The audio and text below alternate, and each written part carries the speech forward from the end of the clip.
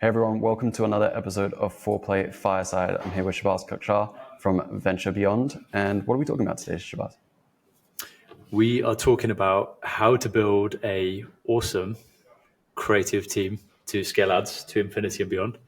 I think the title is How to Hunt, Train, and Retain the Top 1% Marketing Talent, because that's like what I focus on all day, every day. Nice. Awesome. I'm personally very interested in this. I mean, building out a marketing team here at Foreplay. It's one thing to bring on killers, people who've done incredible things in their careers. It's another thing to keep them around for a really long time. Make sure that everyone's aligned in on the vision, if that's part of what you're going to be talking about, and on the same team, right? All heading in the right direction. And I like that team component as well, right? Feeling together and committed to the vision, right? Yeah, absolutely. It's something that's ever evolving and something I'm always thinking about. And I think through my own self-improvement and personal development, it gets better and better. And like, as long as I'm moving forward, I'm happy. That's the main thing. I know I haven't got it all figured out. For sure. Cool. Yeah. So shall I load a deck and just jump straight into it, or like, how should we do this? Yeah, let's jump into it. We've got a few people in the room. Doesn't look like the chat's going yet, but I'll prompt people for some questions. But yeah, let's get started. Coolio. Right, give me a sec. I'll try and bring up the deck. So.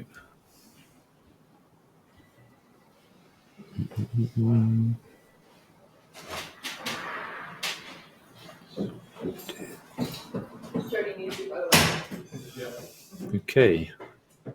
Can you see my screen?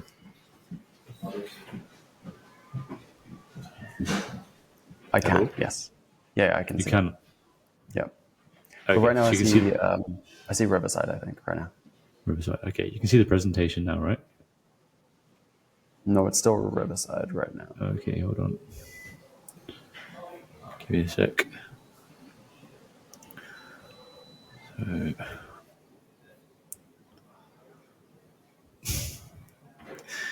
I accidentally put it on the. Okay. This time. There we go. Okay. Is that okay? No, for some reason it's still on Riverside. Oh, wait, hold on. Please keep this tab open. There we go. Okay. You got it. There we go. Bingo. Cool. Yeah. So main topic I'm talking about now is something that I focus on all day, every day, because I think like just straight to this point, right? Growing a company, once you get past a certain scale, so once you've got when you have 4, 5, 6 people, you can manage them directly. In a way, you're just an instruction giver. So you're basically saying, hey, do this, do this, do that, you do that, you do this. But overall, you've got the idea of what's happening, right? And you're the person project managing, coordinating, getting things done. As soon as you go past a certain point, you're no longer working with executors and you have to actually build a team, right? So we have a team of 40 people. We've built that over the last 3 years. We pretty much went from 3 people to 40 people over 3 years. And in fact, we scaled the headcount in the first 12 months to 40. And then through the process of elimination, we just improved the team over time. And for me, and I think I got this from Steve Bartlett actually, rather than Steve Jobs who's on the screen. I think he said that basically running a company is like running a recruitment agency. You are in effect basically just a glorified recruiter trying to find the best talent that you possibly can and convince them to come on the mission with you. And when he said that, it really stuck with me. And that kind of principle has always been in my head for the last couple of years since I heard it.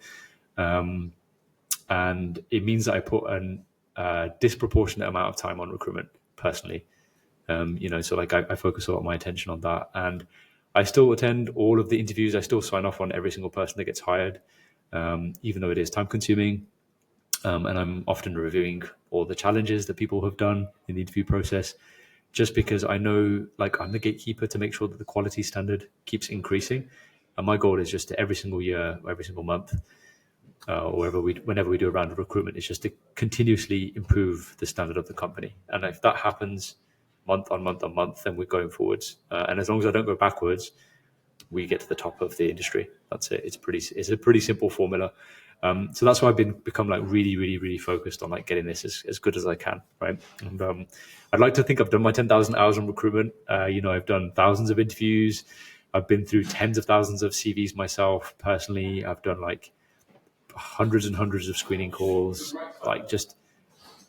a crazy amount of like activity myself personally, and then also now my team, who I lean on quite significantly. You know, they spend hundreds of hours doing different things themselves. Recruitment is hard. I'm going to say this. Like, I've done 1,000+ interviews, definitely, across different businesses, different industries. It's one of the hardest things, because even after having done 1,000 interviews, I still feel like I don't understand at the end of an interview whether I should hire that person or not. And I think overall, just a straight interview process is not enough to make a decision on whether or not that person will improve or decrease the standard of your company. And I've come to the realization that I'll never get to that point. I'm not some kind of like magic mind reader who can know what's going on inside somebody's head. And as a result, you know, I got to have like a process around this, you know, and I've kind of consumed different processes from different places and got like, you know, best practices from top grading and all, you know, other bits and bobs, and mashed it into my own process. Right. And we all know this, like when you hire an A player, when you hire a really good team member, they just produce a disproportionate amount of value compared to people who are like Bs or Cs or whatever, right?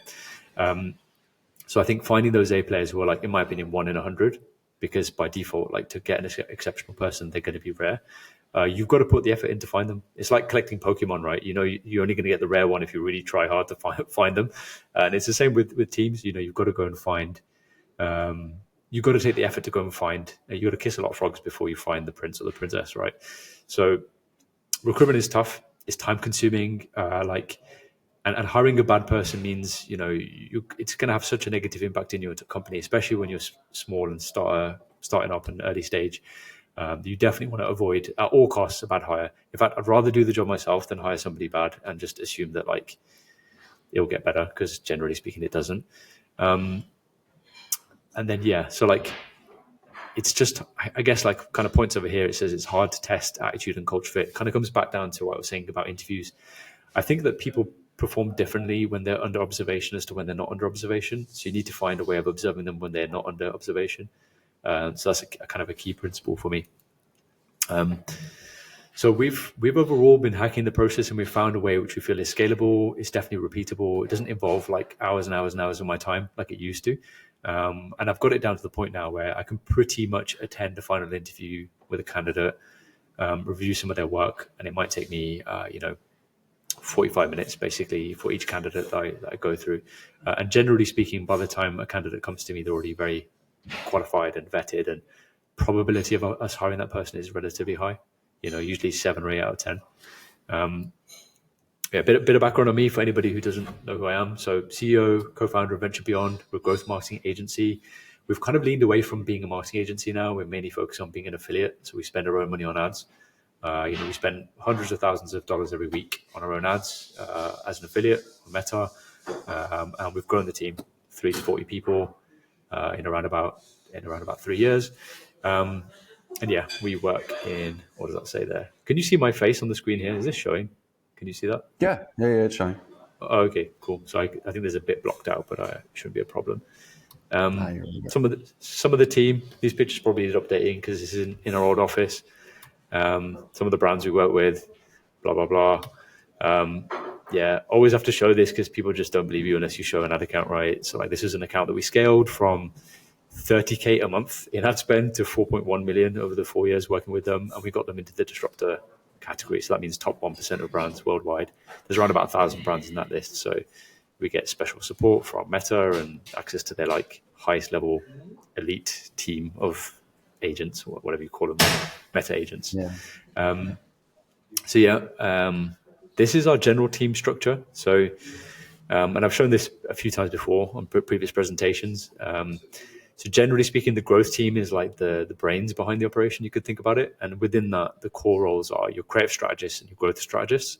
So our growth strategists are data analysts, media buyers. In a way, they set the tone for what works and what doesn't work. And they give very clear instructions to the rest of the team as to, hey, do this, don't do that, because this works, this doesn't work. They're very data focused. So they fix all the tracking attribution issues. They work on like scaling the campaigns in a semi-automated way. We use some automations in our media buying. And they work very closely to our creative strategists who set the kind of tone for what the strategies in the accounts, what's working, what's not. So they shoot out briefs to our post-production team. And the post-production team gets assets from both our production team and from content creators, and now AI-generated stuff. We've generated a ton of stuff in AI. And then from the post-production team, it goes back into the growth team. They then launch the ads into the ad account. We then extract the data. We have a small data team, and then it comes back in a format which is accessible, readable, analyzable by the growth team. So that's the general team structure. And I guess I'll go into like two of the core roles for the purpose of this presentation, the growth strategist and the creative strategist, because I feel like these are the two most important ones, that sit at the heart of the strategy of everything that we do. So what am I looking for in a creative strategist? I'd say like the core skill, the number one skill I'm looking for as a base is direct response copywriting. If they've got that, we can teach everything else. Like that is one of the core things, right? Which within that comes research, understanding your consumers, having a level of empathy for customers, understanding how they work and operate. And then from there, they're coming up with angles, writing scripts. That's like number one skill. If they come already with that skill to us, they're already got like a significant advantage when they start. Video editing and graphic design. So a lot of our creative strategists start as video editors and then kind of lean into learning copywriting. That also does work. But nowadays, if we have a primary skill we're looking for, it's mainly DR copywriting. They need to have a quantitative mindset. So they need to be creative, but at the same time, need to understand like what the data is telling them, and they need to be acceptant of the fact that like they don't. You want to make sure you've got somebody whose like ego doesn't get too big if their creative idea doesn't work. So you need to do a bit of an ego check during the recruitment process. That's important. More so now is really important. Like I put it as tech savvy. It sounds a bit watered down.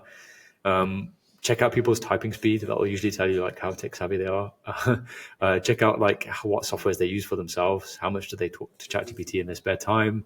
Do they generate any stuff in Midjourney or like, in any other Gen AI tools, like just for fun? Look at what games they play. Somebody who plays World of Warcraft or League of Legends, like is generally going to be like it's in a certain cohort of people.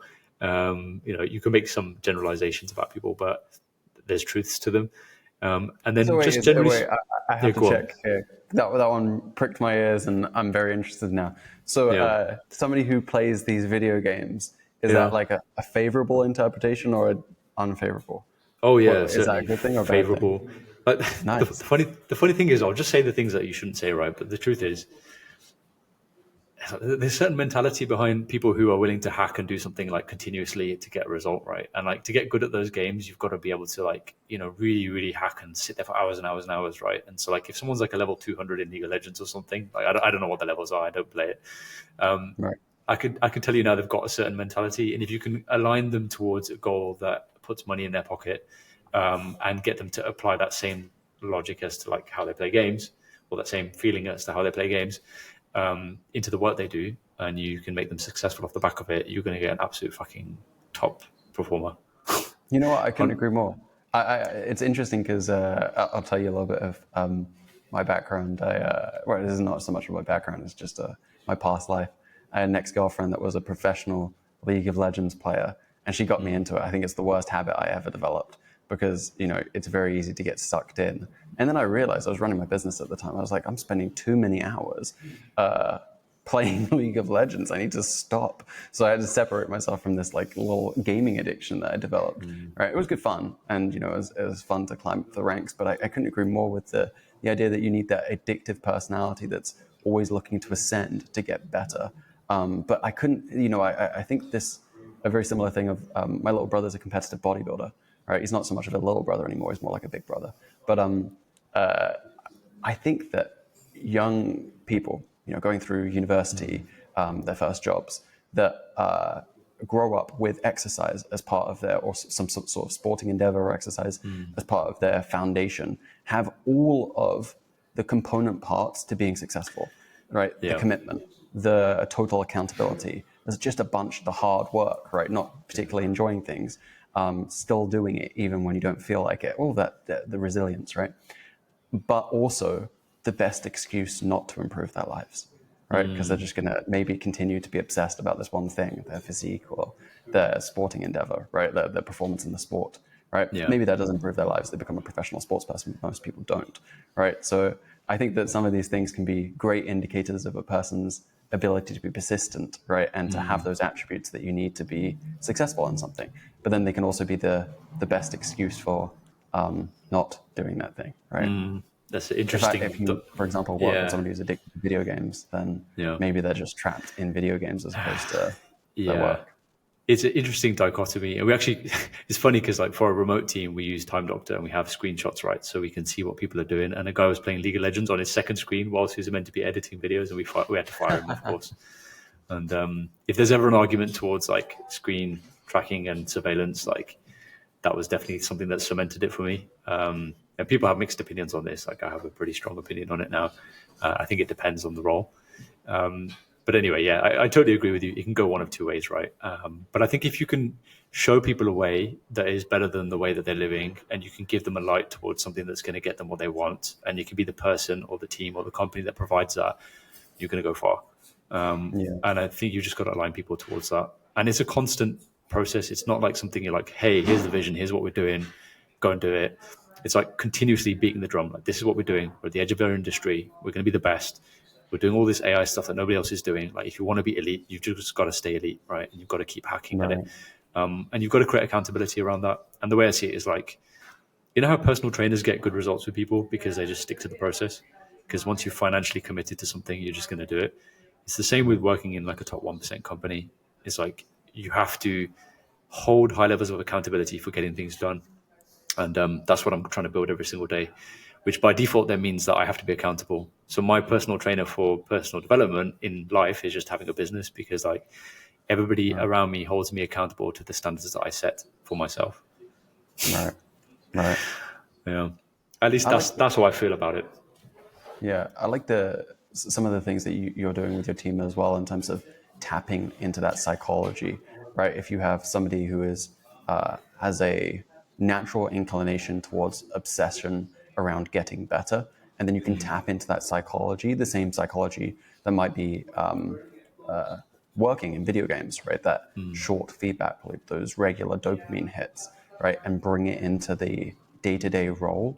Then you're not fighting human nature, you're working with it, right? Yeah. You're nurturing people's like inner power, right? It sounds a bit wishy-washy, but like you're actually channeling people into being the best version of themselves. And that's like when you build the Right. best company, because like people get addicted to being good at something.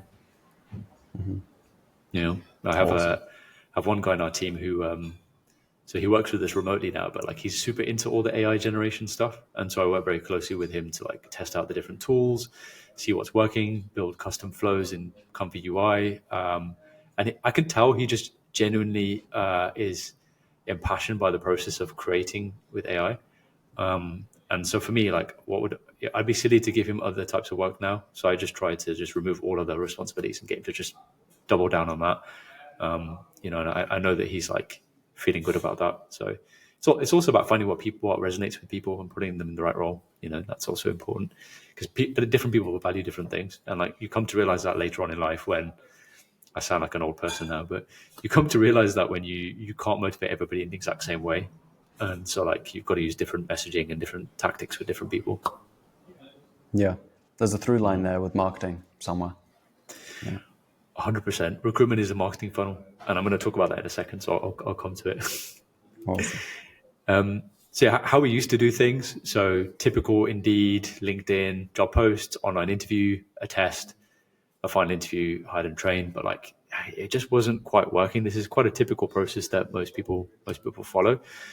I'd say job ads are expensive, and the quality of the leads you get through them are pretty shit, to be honest with you.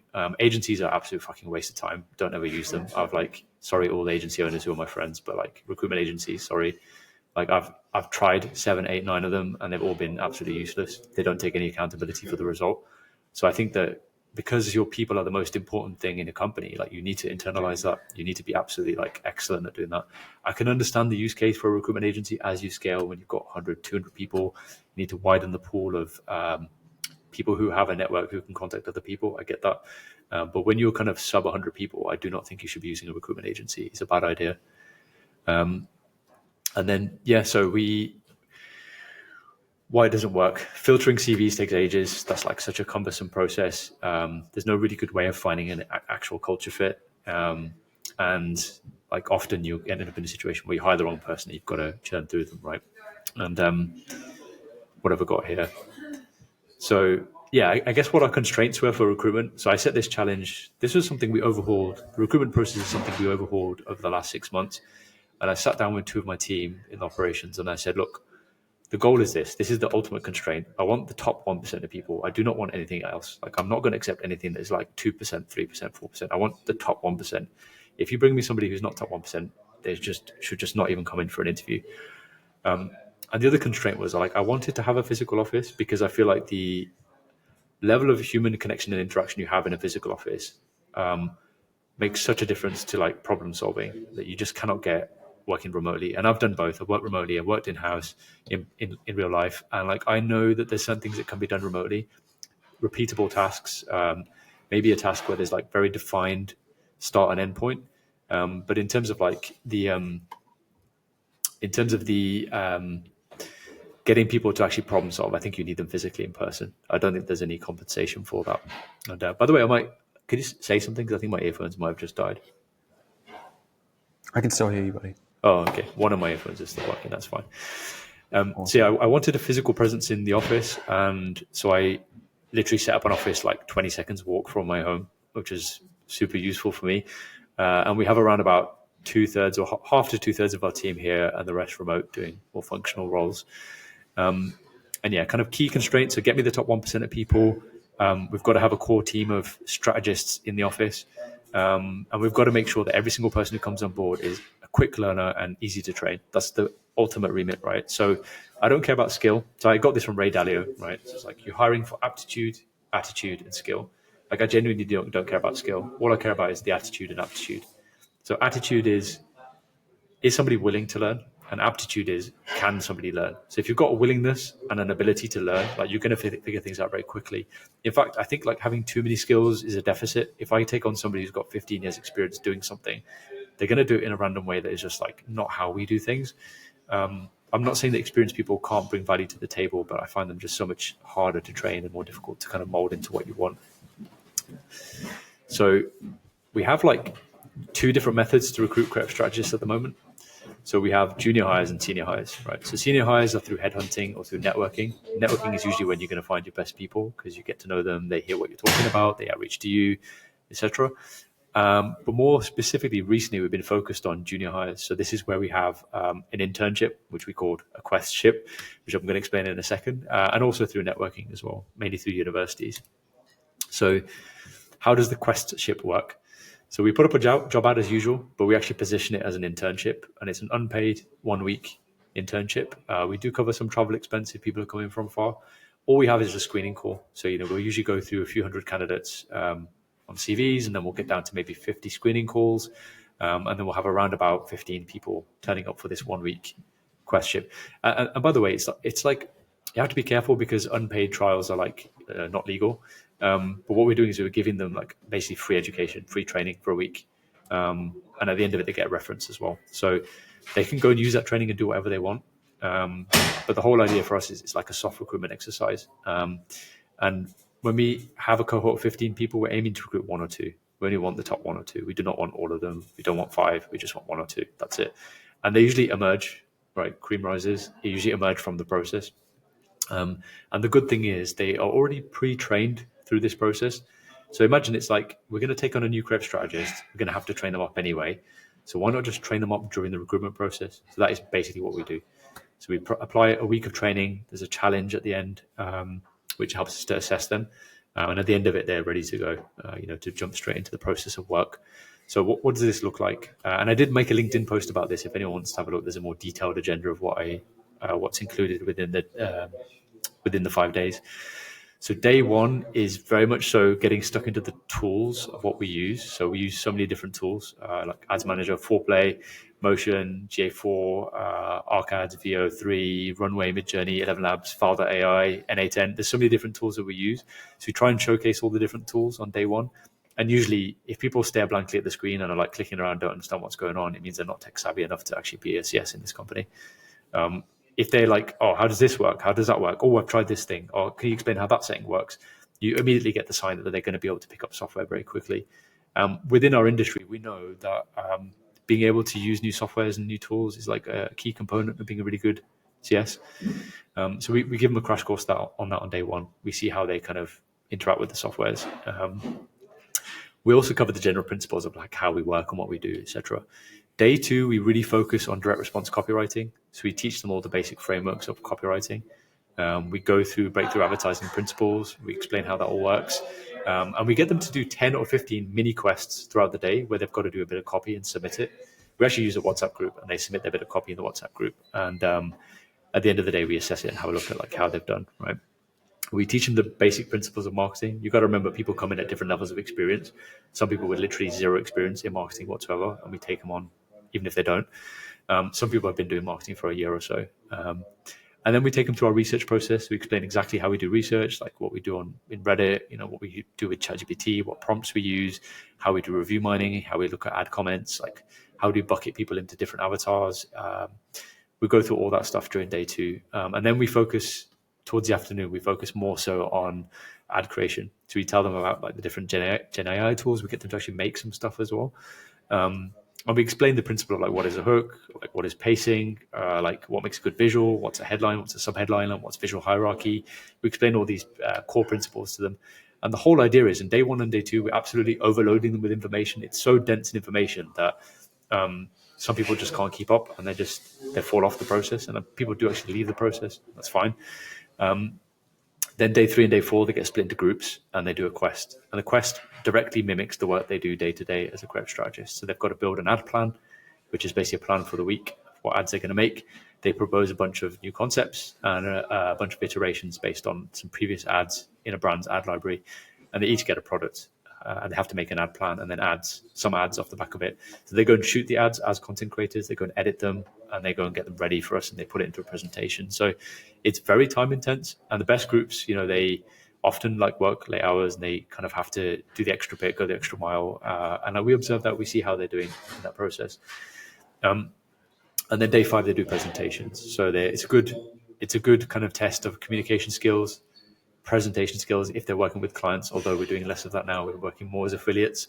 So there's less client management. But it also just kind of shows how they will internally communicate, and how can they manage and convince stakeholders, because we have a panel. We usually have 4 or 5 panelists and we're drilling them with questions throughout their presentations. And at the end of it, we have a winner. And then, so usually the winning group often has like the top 1 or 2 candidates where we're looking to take them on. And that's basically how the questship works. And here's some like pictures behind the scenes. That's what a couple of the groups.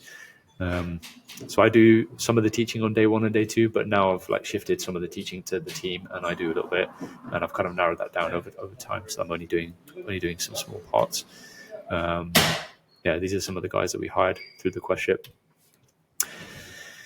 And how do you get the best people in there in the first place? You mentioned about it being a marketing funnel, right? So recruitment is absolutely a marketing funnel. And I don't know if you've ever read this quote before. Have you read this quote before, Jack? Men wanted for hazardous journey, small wages, bitter cold, long months of complete darkness, constant danger, safe return doubtful. No, I've never read this, but this is good. If I saw this job ad when it came out in like 19 whatever, I'd be fucking applying for it straight away, man. I'd be like, this is awesome. How do I sign up? It's the best bit of copy that I've read. Honestly, I really, really enjoy reading it. And it's a famous excerpt from a newspaper. It was like an advert, basically. And I just thought it really resonates with me as a person. And therefore, I wanted to make sure I put that into all of the messaging I put out there for potential recruitment, potential candidates. Because we want people who are like, want to push themselves, want to be growth minded. And we just don't want candidates who just want to coast and do nothing, right? And make nothing of themselves in their life. They want to be somebody who's got a chip on their shoulder, wants to make something of themselves, wants to attack, right?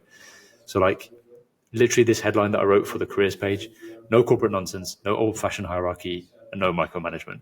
It's basically people who are willing to take self-accountability and don't want to be working in a stiff corporate where they just can't make any changes to anything, right? And it's funny because when interviews happen and I ask people, why did they apply for us? Often they literally just quote this headline. They literally quote it verbatim. I'm like, actually, this had like such a big impact compared to how I imagined it. I wrote it just off the cuff, right? Because it was what I was feeling. I used to work in a big corporate at Deloitte, and like I just didn't enjoy the environment. The culture just wasn't me. I wasn't aligned. Me and Deloitte weren't aligned. And so I wrote it off the cuff, like very quickly. And what's funny is like I can't count how many times people have quoted this in interviews to me. They're like, they read this and they're like, oh, that's the thing. So I guess the key principle is here. You need to think about what you're building, think about what you're building with intent, and put all that stuff, all that messaging of like what you're trying to build into every part of the recruitment process. If you do that, you're going to get the right people on the team, you know? And like, I'm definitely of this mindset here. Like, it's a dangerous journey. We don't know if it's going to work. AI is taking over. I'm going to be part of the race. Like, are you coming with me? All right. If you don't, then that's fine. Like, so I'm not apologetic about it anymore, you know? And, we have this WhatsApp group with a local university where there's like hundreds of people in there for a local society, and I always send like very outrageous stuff in there to recruit people. I'm like, if you want an easy life, don't apply for this job. And I always lead with that, and it's always like inspired by this one particular thing. And you'd be surprised at how many people I get off from the back of that particular society at university of a similar mindset. And you know, like, I feel like people are too apologetic, too like, oh, you know, you got to be nice, and like, we've got like a friendly, warm environment, and like, you know, we all cuddle every day and eat pizzas and like all sing Kumbaya every single day. But you don't build a fucking awesome company that way. You need to just be like, say what you mean. Like, I'm trying to build top 1%. That's what I'm doing. So I'm not going to apologize about it, you know? And so if it's going to turn off 99% of people, like, I don't care. That's not my feedback loop. I'm not looking for those people, you know? That might be a And good so, thing, right? exactly. For me, it's a good thing because like, I don't want to build an average company. I'm building an elite company. So I've got to naturally just piss most people off. It's just the way that it is, you know? You know what? I'm sure you've probably seen this, you know, previously in your career, maybe working at Deloitte. When you don't have that filter, you get a lot of nonsense. You get You a do. lot of nonsense, right? You do. And Yeah. unfortunately, you don't get that mindset that you were talking about, the ability Yeah. to grit your teeth and do something that's difficult, right? Yeah. Do you know what it is, right? Early days, I'm just going to kind of talk about this off the cuff, but early days when you're growing a business, you really have to try hard to convince people to come and work for you because you feel like there's nothing there, right? You're starting from nothing. You have like literally like no employees, right? So you're trying to recruit people and build something, right? So you have to be very convincing, and you feel like you have to be like nice to everyone, give them good environment, etc., etc., right? But like what I've learned throughout the years is you just need to have, you don't build a great company that way. You need to have a lot of conviction about what you're building and be like strong in that mind. And if you can skip past, so I probably like spent a lot of time, like time wasted, you know, trying to just convince people. I'm like, no, you build through attraction. It's the law of attraction, right? It's like if you build something awesome, people are going to come to you. The right people are going to come to you. So that's a core thing for me, right? It's like, just don't worry about the masses, just ignore them. And which means by default, like I said, you're going to piss people off, and that means that, you know, it's going to be harder for you to recruit at the beginning, but be very selective is really important. Yeah, and then just going back to some of the practicals here. So yeah, we do use ads to do some recruitment as well. So something we've been trying out recently, and then we use job ads on LinkedIn and Indeed. And again, the copy on the job ads is very like polarizing. You know, we're not apologetic in the job ads as well, and it always starts with a hook and a problem, agitate, solution. You know, typical copywriting framework. Do you hate your life because your job sucks and you've never been inspired in your whole entire life? Right, something along those lines. We tested so many different things. I can't even remember what the current version is. But then we kind of provide a solution. It's like, hey, come and work here. You know, you can have an awesome time, but it's not going to be easy. And then we go into the job description of like what's involved, et cetera, et cetera. So I'm continuously testing the job ads. It's not something that I just like make and forget. It's not something that I just depended on AI to write for me or somebody in the team. Like, I'm personally signing off on all the job ads myself. And I think that's super important. Let's see what we've got to here. Yeah, we've gone through all this. Yeah, so I think another key point is, so doing this questship, so if they're doing this 1 week intense training and recruitment, generally speaking, people value the position more because they understand that they had to go through a hard recruitment process. And so the commitment is higher as well. And second thing is there, and I think I mentioned this already, like they're already immediately able to contribute good quality work from week 2 because I've had a lot of intense mentorship and training in that process. You also get to see who's receptive to mentorship, who took the advice, who took the feedback and actually implemented it, you know, because not everybody does. And that's something we're always observing. And somebody wrote this slide deck for me. This point 3 here is Gen Z aligned learning, gamified tasks, team quest, and collaborative growth focused culture. You've got to, like, in the end, when you're doing a questship, it's your first interaction with people. So potential people who'll come on board. So you do need to gamify it a little bit and make people realize that we are just playing like a glorified version of Age of Empires or League of Legends or whatever it is, right? So I think if you can do that, that's always a nice touch. Yeah, I mentioned all this stuff already. Yeah, repeatable and scalable. So we built a process around this and that just works. Like I can get my team to handle the majority of it, and I just kind of come in and do my couple of hours in the morning on the Monday, and then help to assess the candidates as well. What else? Yeah, networking. So we attend a lot of university events. So for people who've got universities near to you, go and go to the networking events at the societies. Try and get on the speaking panel of the societies. Try and speak at events, and you'd be surprised how easy it is. It's like pushing an open door. You walk into the university, you go and find a society. You say, okay, who's organizing this? And you're like, okay, what events have you got coming up that relate to recruitment? Or can I just speak in front of the lecture hall? So I've done this continuously over the last 3 years. And I'd say like on average, every time I go and do an event at university, I end up recruiting one person. And I try and do this like at least like 4, 5, 6 times a year. And generally creative strategists we get from a film and media background. Although we've had some good ones from classics, English, literature as well. And then growth strategists we get from STEM degrees. All of our growth strategists have come from a STEM background. So it's usually like engineering. I think most of our current media buyers are engineers by background, and some of them didn't even intend to go into marketing. I just showed them the light, showed them that this is an interesting way of applying their skills in a way that they didn't anticipate. I'd say like it's half. Half of them have a marketing background. Half of them had a zero marketing background. We're just engineers.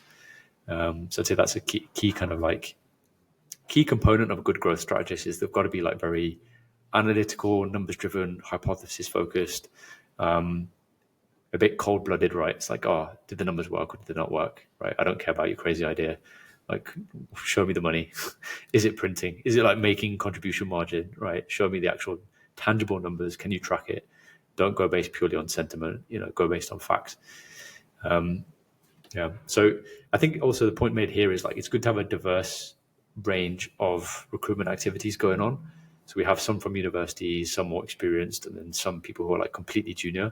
And we're currently experimenting with apprentices as well. So just seeing if that's like another route to go down. But by doing that, you get like a wide range of experiences and a wide range of people. And then going on to retention. So retention and motivation. So how do you motivate a team, right? You've got to make sure their incentives are aligned with yours in a way. And because we're very performance focused, because we've always been on a performance-based fee when we've been an agency, and because we've always, as an affiliate, we basically only get paid if we get the sale. So for people who don't know how an affiliate works, basically we get paid a fixed amount per sale. So a brand might pay us, I don't know, $300 per sale that we make. And we go and spend our own money on ads every single week, every single day. And we try and acquire at 250, 260, 270, and we try and make a margin in between. And then we get paid weekly by clients. So because the whole ethos of the company is around performance, we have to somehow like make sure the team is aligned with that. So what we do is we create monthly targets, and the monthly targets are split into 4 tiers: tier 1, tier 2, tier 3, tier 4. If the growth team hits tier 1, they get a 10% bonus. If they hit tier 2, they get a 25% bonus. If they hit tier 3, they get a 50% bonus. If they hit tier 4, it's a 75% bonus.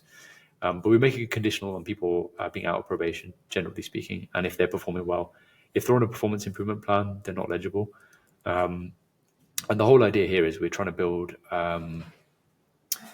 to build that same performance mindset as we have as founders of the business into the actual team, right? And give them some upside as well as like, if you're going to ask people to work hard, you've got to give them some upside with it as well, right? So there's got to be some natural incentive. And yeah, because we're very contribution margin focused, we make sure the team is also aligned with that. So you'll often hear people talking towards the end of the month, like, oh, what is our projected spend? Like, are we going to hit 3 million? Are we going to hit 4 million? Like, what's our actual spend? Like, how far are we away? Can we scale the campaigns? Can we cut some losing ads? Like, people are scrambling last few days of the month to try and like make sure they hit a certain tier so they can earn the bonus. And the reason why we put this into place was I saw how recruitment companies were working. They're very cutthroat. They're very much performance driven. They're very much like, okay, if you're going to stick around, if you're not going to get fired, you've got to hit a certain sales target. And so I know what the cutthroat nature of the cutthroat nature is inside recruitment agencies. And we didn't want to quite get to the same level, but we thought, okay, there's something to be learned from that. And because we were performance focused, we then created some kind of a tier structure similar. It was inspired by how recruitment companies do things as well.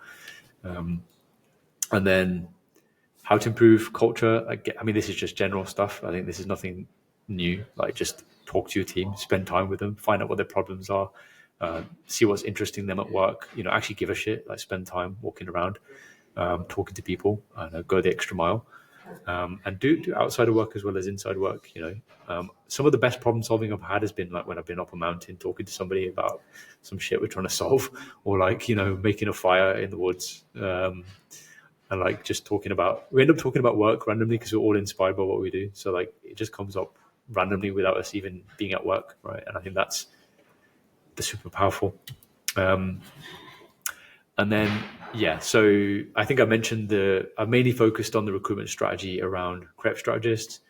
But we have different strategies for growth strategists and creative production. Creative production is our content creators, studio team, post production, basically making of the ads. The creative strategists are the ones who think about what ads to make, and the growth strategists are the ones who run them and make sure they're working. And if anybody has any specific, that's the end of my presentation. If anyone has any specific like team related problems, I thought what would be quite cool is if you send me a Loom video of what your problem is, because I get asked all the time, like, hey, can I pick your brains, blah, blah, blah. And like, I get super busy with like requests coming in. So what I've kind of said as a blanket thing now is like, if you have a specific team related problem, send me a Loom video that's no more than 5 minutes, or send me a very specific detailed problem that you're having. And what I can do is I can use that as an excuse for me to make some video content on LinkedIn or Twitter.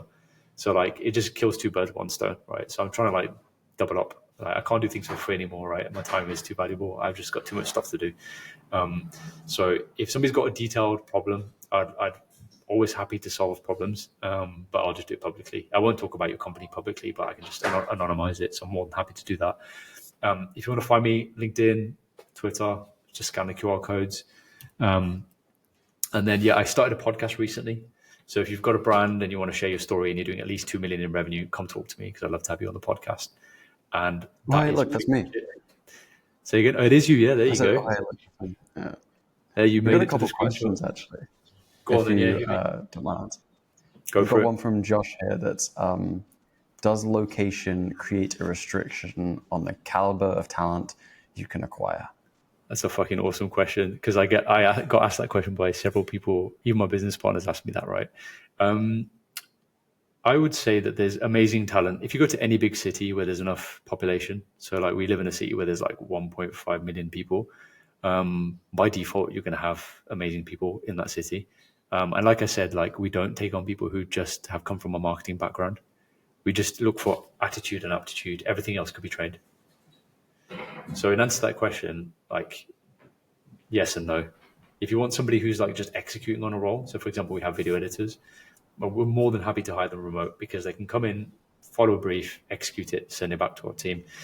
But in terms of like people who run things how we want them to be run and in a way that we know that works, we basically just like train them up from scratch. Yeah.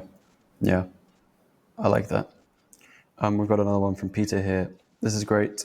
So you see if they actually do the job, if they were, no, okay. I don't know what that's in reference to, but it's not a question. We've got another one from Sarah here. What if you have someone on your team who is always busy coming up with strategy, but never executing? That sounds like me.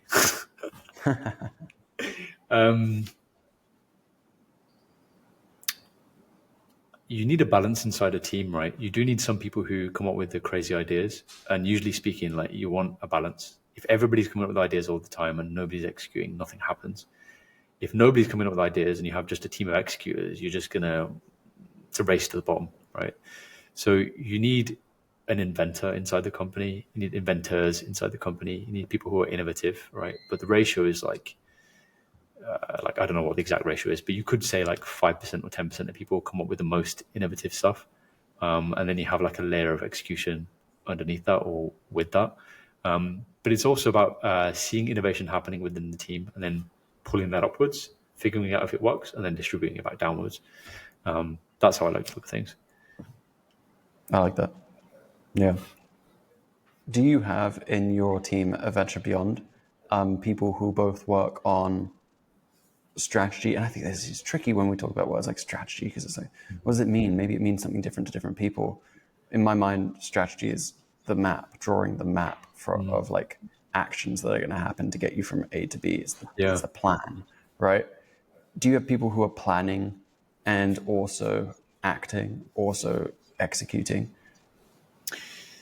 I mean, you raised a good point. Strategy in itself is an abstract term, right? And it means different things to different people. Just like how I think about the word manager actually is an abstract term. So I always try and define it more specifically, right? Like, what are you actually doing, right, day to day? Like, what do you do? Right. What do you check?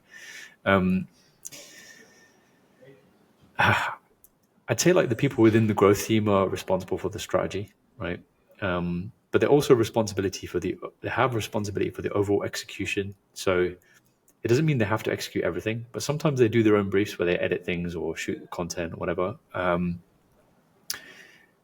So I'd say like the main strategic roles, the ones like within the growth strategist sits at the highest level of strategy. And then I'd say like subset to that is like the creative strategy, because the growth strategist sees everything, right?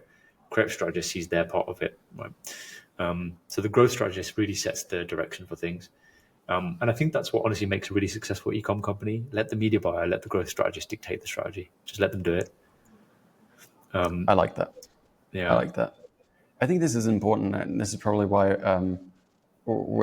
you and I are capable of just bashing on managers for a very long time.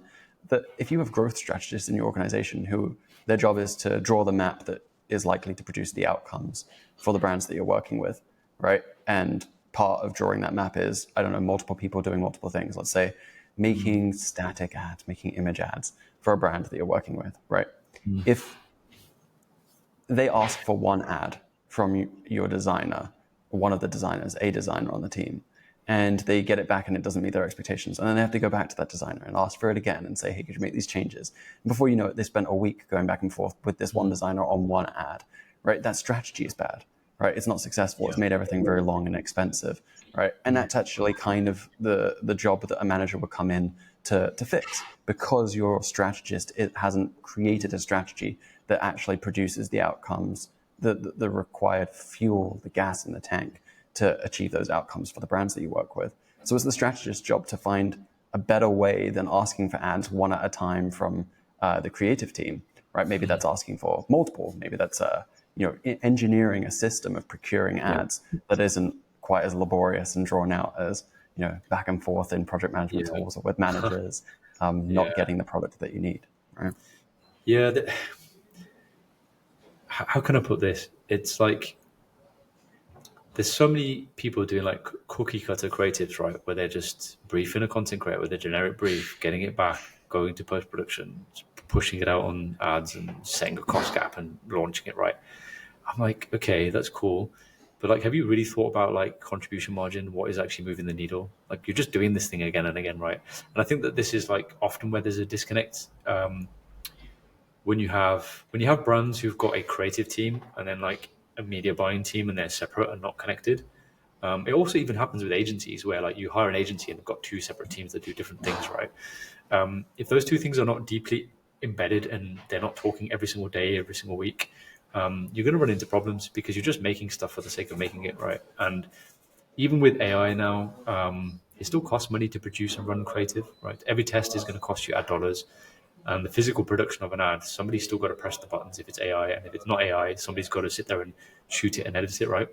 So there's this kind of like unseen cost or unknown, not unseen, let's say unmeasured cost of like each creative to be produced, right? And some people do kind of work this out and like come up with a figure for what it is, right? But I think in the end, like you've got to make sure that you're somebody's accountable for contribution margin. For me, that's the growth strategist. Somebody's then accountable for making sure that the creative is working. That's the creative strategist, and that's what it comes down to. Right. Yeah, I couldn't agree more. And I couldn't agree more on compatibility. I think you see this in multiple different facets, right? In a team, working with external teams, people need to work together in order for things to work. Let's say you have ads that have one offer, right? Combination product promotion. And then you have emails with a different offer that might work, that might not work, that might lead to confusion and actually break things. If those teams aren't compatible with each other and working with each other, what you end up having is the retention marketing team pointing fingers saying, it's not us, it's acquisition. Acquisition saying, it's not us, it's, I don't know, web, it's the website, or it's retention, and no one's taking any accountability. I think this maps onto software as well. One of the incredible benefits and the reasons why Shopify works and something like WooCommerce, WordPress doesn't, is because things are compatible on Shopify. You don't install 2 apps and everything breaks and you're like, oh man, what do I do now? Right? Things just work, right? In the ecosystem, you can have different specialist tools, different apps that are playing nice with each other, right? And allowed to do their own job without interfering with something else, right? So yeah, I think that compatibility piece and that ownership, the agency, right, of the outcomes is extremely important. Otherwise, you just have like people siloed in different, tunnels working on what they think they need to do without communication with the rest of the team. Yeah. The one way I saw this break down at an agency that I thought was really interesting was ads team doing very well with ads, email team doing very well with email. Objectively, by all measurements, they're doing very, very well. No one owned the pop-up. So the pop-up conversion rate was very low. No one's signing up, right? And this is obviously having an effect, right? They're not retaining quite as much of the traffic, turning those people into new customers, those new customers into returning customers. Everything's bottlenecked by the fact that there isn't a good baton pass there between those two teams. Yeah, so somebody needs to take responsibility for the whole funnel from top to bottom and understand all the metrics and where it's breaking, right? So like, it's just a simple marketing funnel. There's like percentages of drop off at every single step. And if somebody's not looking at that every single day, your brand is not going to work. Simple. All right. Awesome. Well, this was a great conversation, Shahbaz. I love our firesides. I get a lot of information out of them. I learn a lot personally. Sometimes I hop on with people and I hear things that I've heard before and it just tickles my confirmation bias. I'm like, yes, I agree with you so much. But we go in and out of, yes, I agree with that. And I hadn't thought about that before. So yeah, I really appreciate your time, buddy. I appreciate you, man. Thank you. Awesome. Thanks so much, everyone. Talk soon. Take Bye, it guys. easy.